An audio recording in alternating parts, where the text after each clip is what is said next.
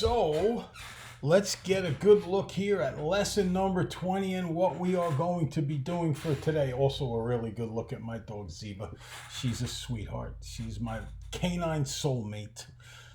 One very, very, very tough dog. To her, a pit bull is a snack. She does not like other dogs. So with lesson 20, we're going to go over slope as a rate of change, real life examples, and y equals mx plus b, slope form, and the slope form equation of a line. I want to now get started on reviewing the homework a little bit. So if we take a look at this, homework number 18, here are the correct answers. Do stop and start, a little pause going on here.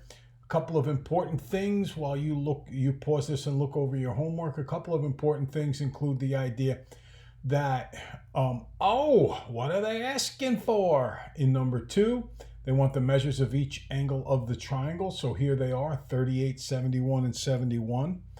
On letter B, they want the area of the rectangle, which is 450. Do not stop at 10. Do not stop at 45. Letter C, they want the measure of the smallest angle. The smallest angle is 30. Number 3, they want 3 consecutive integers. So those are 17, 18, and 19. There is something slightly tricky about number 3 when it says in here, find 3 consecutive integers such that 3 times the first, so there's my 3 times the first, minus or decreased by, so that's minus, the second and 10. So you have to subtract both the second and 10, which is why I use the parentheses, and then increase by 3 times the third. You can see all of the steps there followed. Make sure you get the negatives here right. Distributing a negative to the n is negative n. Distributing a negative to the 1 is negative 1. And then, of course, the minus 10 here, okay?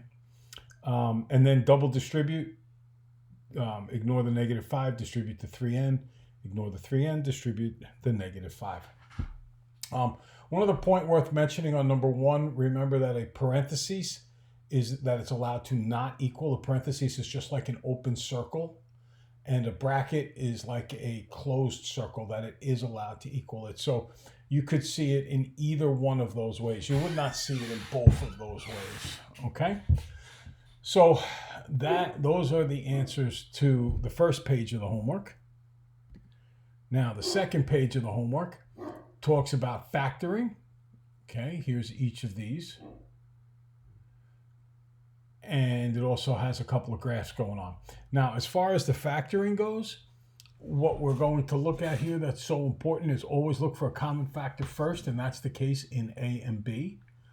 And then, I don't know what happened to C, but D is to factor a quadratic. There is no common factor, so we know it has to be a pair of binomials. We can use the AM technique. What 2 numbers multiply out to negative 34, add up to negative 15. That would be negative 7 and 2. Or we can use the calculator. If we do the calculator in y1, we type in, and it's always a good practice to put it in parentheses, negative 17 divided by x. In y2, we do negative 17 divided by x in parentheses, which is why we should just do it in the first place so we're in the habit. And then always plus x at the end. And then we go to the table, and we look for where the last column says negative 15. That's the taking care of the adding column. Y1 and Y2, Y1 sets up the multiplication, Y2 gives you that column which has the addition. You find the negative 15, look at the 2 previous columns, you will find negative 17 and 2. For letter E, same thing, 2 numbers that multiply out to 28 add up to 11, that's 7 and 4. As far as the calculator goes, in Y1 you put 28 divided by x, and then in y2, you do plus x. y2 is always whatever it is in y1 plus x. Please remember your parentheses. It makes life a whole lot easier. And it's just touching 2 buttons. It's not a big deal. Now, when we get to letter G, this is a really important step because we look for the common factor and there is none. Let's do letter H first. We look for a common factor and there is one. So I factor out to 3. And then I factor x squared minus 4x plus 3 using either AM or the calculator. In any event, you're going to get 3, and then you're going to get x squared minus 4x plus 3 is x minus 1, x minus 3. So those are all factored out, okay? Now, the only thing is, so often I've seen students submit their answers to this, and they'll put in x minus 1, x minus 3, and they'll forget the 3 in front. Don't forget whatever that greatest common factor is in front. Okay, and that's plan A. We always want to look for that common factor, greatest common factor, and hopefully we find it. But what if we don't find it? If we don't find it, then I take whatever the lead coefficient is in front, I multiply it at the end, and that gives me 6. So then I just factor n squared minus 7n plus 6. That comes out to n minus 7 times n minus 1. N minus 6 times n minus 1. But because I multiplied the last term by 2 here, I have to divide both of the last terms by 2 here to balance out that manipulation. 6 over 2 is 3. So the first binomial is n minus 3. Second one can't be reduced. We know we don't leave these binomials with fractions in them, generally speaking. So I'm going to put the 2 back in front, and I get 2n minus 1. Okay. For y equals 2x minus 5, I simply graphed it using slope y-intercept. In this case, the slope is always the number in front of the x, 2, and the y-intercept is always the number at the end, negative 5. I begin at negative 5. That's why we use a b for y-intercept. You begin up 2 over 1, up 2 over 1, up 2 over 1, up 2 over 1, and connect the dot. There's my graphed line. They were nice to me on letter B again. They put it in y equals mx plus b form. So the slope is 4/3. The y-intercept is negative 3. So I begin at negative 3 right there on the y-axis because it's the y-intercept. Up 4 over 3, up 4 over 3, up 4 over 3. And then I did one on the back side. Just extend the straight line. Make sure your line stays straight. Down 4, left 3. Connect the dot. I'm perfect. Okay, for letter C, I want to graph this using slope y-intercept. But the problem with this one is it doesn't say y equals. If it doesn't say y equals, you cannot put it into calculator. You cannot graph with y equals mx plus b. So what you need to do is you need to get it to say y equals. And to do that, I need to divide everything by 3. And that gives me y equals 4/3 x plus 2. Now, I didn't discuss yet how you could put this in the calculator, but you could. You could go, you don't need a y1 and a y2, you just need a y, and you go y equals 4/3 x plus 2.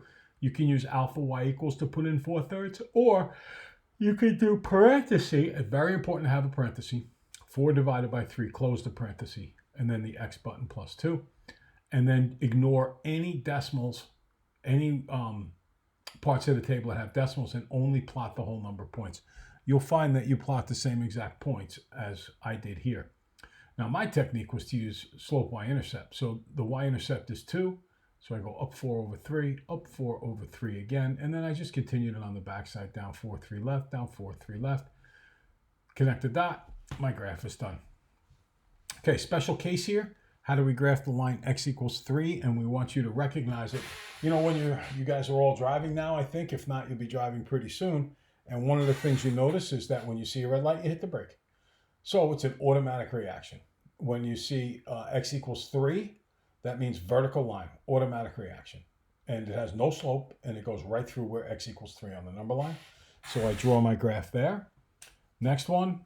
4y minus 2x equals 8. Again, I manipulate it to get it into y equals form.